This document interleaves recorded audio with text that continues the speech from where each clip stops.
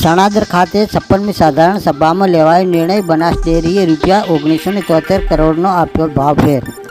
બનાસકાંઠાની જીવાદોરી સમાન અને એશિયાની સૌથી મોટી બનાસ ડેરીની આજે 56મી વાર્ષિક સાધારણ સભા યોજાઈ હતી, જેમાં મોટી સંખ્યામાં બનાસકાંઠાના પશુપાલકો ઉપસ્થિત રહ્યા હતા. સણાદર ખાતે યોજાયેલી આ વાર્ષિક સાધારણ સભામાં વિધાનસભાના અધ્યક્ષ અને બનાસ ડેરીના ચેરમેન શ્રી શંકરભાઈ ચૌધરીએ ₹1973 કરોડનો ભાવફેર આપતા જિલ્લાના પશુપાલકોમાં આનંદની લાગણી છવાઈ હતી. જેમાં બનાસ ડેરી દ્વારા 18.52% ભાવ વધારો જાહેર મંડળીઓને ડિબેન્ચર તરીકે 100 કરોડ ચૂકવાશે. સણાદરમાં 56મી સાધારણ સભામાં નિર્ણય લેવામાં આવ્યો હતો.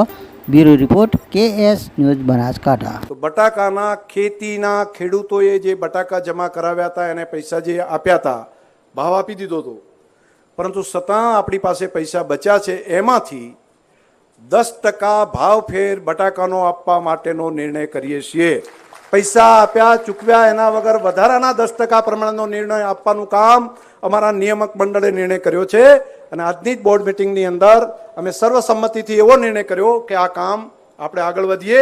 જેણે ભરાઈ દીધા છે માંડી વાળ્યું બધા, હવે આપણને તો પૈસા મળી ગયા, તો નવા વધારાના 10% નાણાં તમને આની અંદર મળશે.